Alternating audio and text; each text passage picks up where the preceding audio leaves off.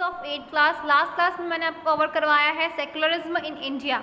India में secularism कैसे आया, कैसे उसकी मॉडिफाई हुआ, कैसे अपडेट हुआ, क्या क्या उसमें चेंजेस आए आज के टाइम्स में, सब हमने कवर किया था। उसके लेट्स ट्राई क्वेश्चन आंसर्स 2 भी मैंने आपको करवा दिया है। ओके, तो अब हम आगे बढ़ते हैं।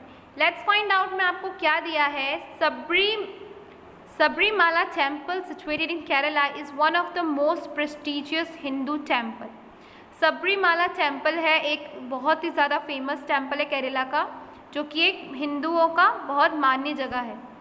Female aged between 10 to 50 years from entering the temple, Baird यानी होता है मना, तो वहाँ पे 10 से 50 साल की उम्र की औरतों को जाना मना है। There was been many protests against this rule in the past, but in 2018, the Honorable Chief Court of India passed a judgment allowing the female devotees to enter and pray in the temple। अब क्या हुआ कि जो ये बात थी कई लोगों को खटकती थी कि मतलब वुमेंस को जाना वहाँ अलाउड क्यों नहीं है तो वो एक श्रद्धा की जगह जहाँ पे सब लोग इक्वल है ना, भगवान के यहाँ तो सब लोग इक्वल है, तो क्या होता है यहाँ पर आपने ऐसा क्यों सोचा आप, ठीक है, तो यहाँ ऐसा क्यों मना है करके, तो ये लोग प्रोटेस्ट करते थे। और 2018 में फर्स्ट टाइम ये जजमेंट पास भी हुई कि सुप्रीम कोर्ट ने वहाँ अलाउड करा कि वहाँ पे औरतों को प्रे करने के लिए जाने दिया जाएगा। Given below is an extract of an actual news report of the verdict of Sabarimala temple. आपने इकोनॉमिक टाइम्स न्यूज़पेपर का नाम सुना ही होगा, तो ये एग्जैक्ट वही आपको यहाँ आर्टिकल दिया हुआ है कि उस टाइम क्या छपा था। Womens of all ages can enter Sabarimala temple rules the supreme court, यही उसकी हेडलाइन थी, ठीक है, वो न्यूज़ की कि वुमेन सब क्या है सबरीमाला टेम्पल में एंटर कर सकती है। The SC said biological reason should not be considered for the continuation of an old tradition, ठीक है। तो इन्होंने क्या बोला, सुप्रीम कोर्ट के जज ने, कि ये जो बायोलॉजिकल रीजंस होते हैं जिसकी वजह से औरतों को जाना मना था, ये बिल्कुल बेबुनियाद है। ट्रेडिशंस और श्रद्धा इन सब से कुछ लेना देना नहीं होता इन चीज़ों का, वहाँ उन्हें जाने देना चाहिए। New Delhi the supreme court has struck down a rule that disallowed girls and women in the 10-50 age girls group from entering the Sabrimala temple in Kerala. Chief Justice Deepak Mishra headed Constitution bench in 4-1 verdict said that the temple rule violated their right to equality and right to worship। दीपक मिश्रा उस time के chief justice थे, तो उन्होंने साफ लफ्ज़ों में ये कह दिया कि ये पूरा गलत चीज़, जो गलत मान्यता है ये चलती आई है। कहीं नहीं लिखा कि औरतों को श्रद्धा के लिए मना किया जाए, प्रे करने के लिए मना किया जाए। सबरीमाला टेम्पल सबके लिए इक्वल ही है, इक्वल राइट्स के तहत उन्हें ये पूरा हक है कि वो वहाँ जाके प्रेयर कर सकती हैं। तो राइट टू इक्वलिटी से राइट टू वर्शिप उनका हक मिल गया। The only note of dissent came from the lone woman जज on the bench, justice Indu Malhotra. We have no hesitation in saying that such an exclusionary practice violates the rule right of women too। तो ये एक justice की वहाँ पर bench में एक बैठी हुई महिला थी, इंदु मल्होत्रा, उन्होंने इस पे एक आवाज़ उठाते हुए कहा था कि हमें कोई हेजिटेशन नहीं है, हमें ये मुद्दा सबके सामने लाना चाहिए क्योंकि ये राइट ऑफ वुमेन है। Justice DY Chandrachud termed the customs as a form of untouchability which cannot be allowed under the constitution। उन्होंने इस मामले को एक छुआछूत की तरह देखा।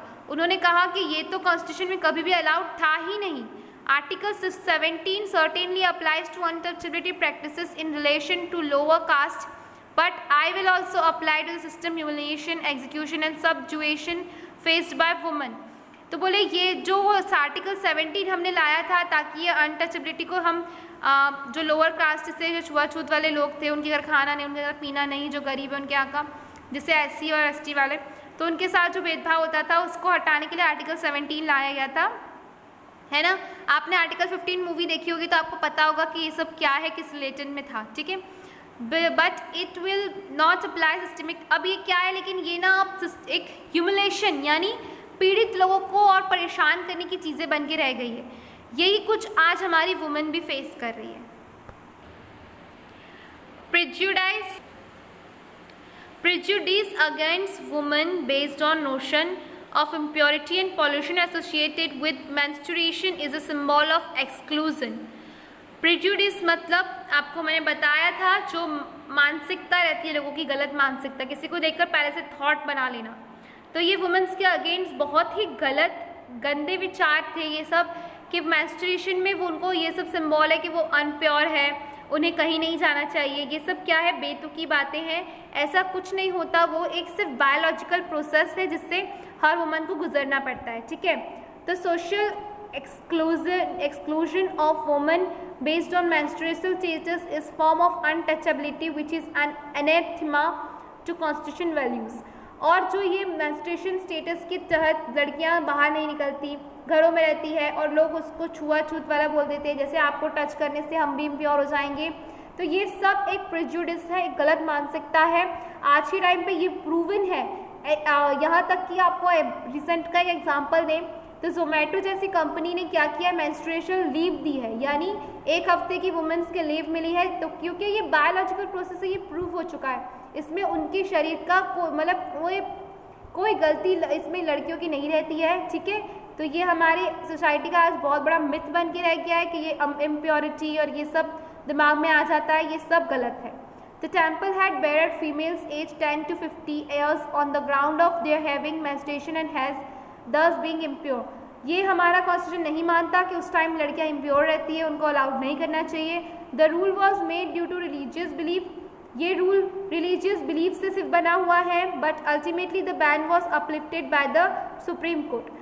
तो ये बैन जो लगा हुआ था ये सिर्फ और सिर्फ रिलीजियस बिलीफ मतलब एक मानसिकता के तौर पे लगा हुआ था, इससे कोई भी मतलब बेसिक कोई पीछे एक बड़ा स्ट्रॉन्ग रीज़न नहीं था, इसलिए ये बैन हटा दिया सुप्रीम कोर्ट ने और फंडामेंटल राइट के तहत औरतों को जाना वहाँ पे अलाउड कर दिया। शेयर योर व्यूज़, अब आपको क्या करना है, इस पर अपने विचार लिखने हैं कि इस मैटर पे क्या इन्होंने सही किया, क्या आपके क्या विचार है, ये आपको लिखना है। ओके, सो मिलते हैं नेक्स्ट क्लास में। Goodbye all of you.